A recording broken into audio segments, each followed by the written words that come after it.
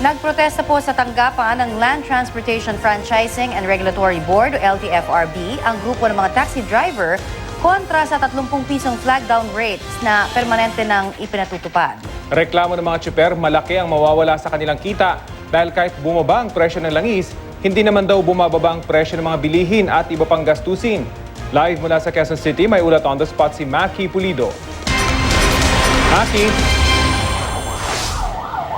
Pasado alas 10 ng umaga, nag-uwian na yung mga taxi driver na nagrarally dito sa tapat ng LTFRB. Kaya gumaan na yung daloy ng traffic dito sa may East Avenue sa direksyon na papunta ng Quezon Circle. Pero ang bigat niyan kanina dahil naokupahan ng mga nagraraling taxi driver yung at least 2 lanes ng East Avenue. Balak nila uling mag-rally bukas ng umaga, simula raw alas 6 ng umaga. Nag-rally yung mga taxi driver dito sa tapat ng LTFRB dahil ibinaba nga itong flag down rate mula 40 pesos, ngayon ay permanenteng 30 pesos na yung flag down rate. Medyo mataas yung emosyon ng mga taxi driver na nagrally dito kanina. Walang programa maliban na lang sa panakanakang pagsigaw nila ng Hines resign, paulit-ulit yan. Si Hines, ang tinutukoy nila ay si LTFRB Chairman Winston Hines. Emotional na issue ito dahil syempre pangkabuhayan para sa mga taxi driver yung maapektuhan. Malaki raw kasi yung kita na mawawala sa kanila. Ang ibig sabihin daw ng pagkawala ng 10 piso sa flag down rate, sa kwenta nila, ay 1,132 pesos kada araw kung 20 biyahe ang maaabot nila dun sa 24 oras na pagbiyahe nila. Sabi nila, bumaba man daw kasi yung gasolina, lahat naman ng gastusin mataas pa rin. Hindi naman daw bumaba halimbawa yung singil sa kuryente, sa tubig, pati sa pagkain. Kung tutuusin, swerte naman na raw silang kung makapag-take home ng 1,000 pagkatapos ng 24 oras na pagmamaneho.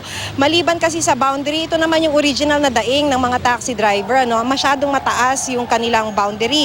Ang range nito ay nasa 1,400 hanggang 1,800 pesos sa kada biyahe nila. Maliban daw dito sa boundary, sagot pa nila yung kanilang panggas sa biyahe nila na aabot na, sabi nila, yung range ay between 800 to 1,000 pesos. May mga pasahero pang kailangan bigyan ng 20% discount, yung mga kababayan nating PWD, mga senior citizens at mga estudyante. Kaya mataas talaga yung kanilang emosyon. Karamihan nga dun sa mga rallyista na nakausap natin kanina ay diretso mula sa biyahe.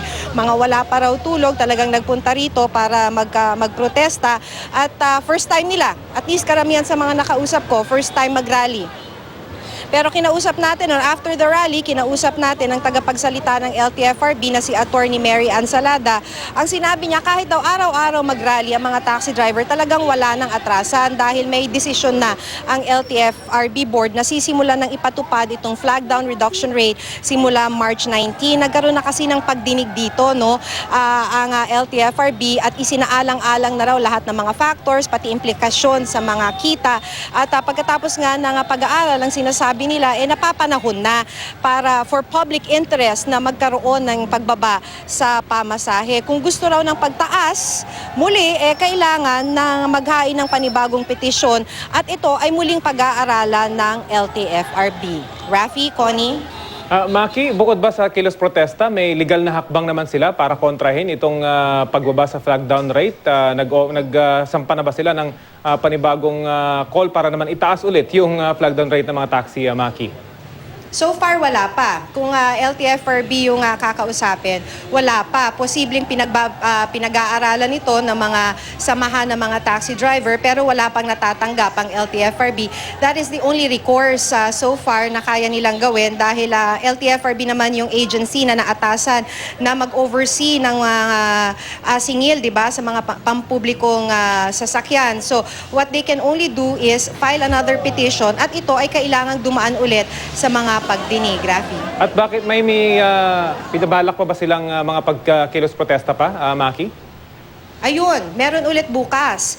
Sisimulan daw uli nila. Hindi natin alam kung matutuloy pero ang sinasabi nila kanina, bukas, simula ng alas 6 ng umaga, magrarally ulit itong mga taxi driver dito muli sa tapat ng opisina ng LTFRB sa may East Avenue. Well, abiso na rin siguro sa mga magdadaan dyan sa kalyang yan bukas, may rally ulit yung mga taxi drivers. Maraming salamat sa iyo, Maki Pulido.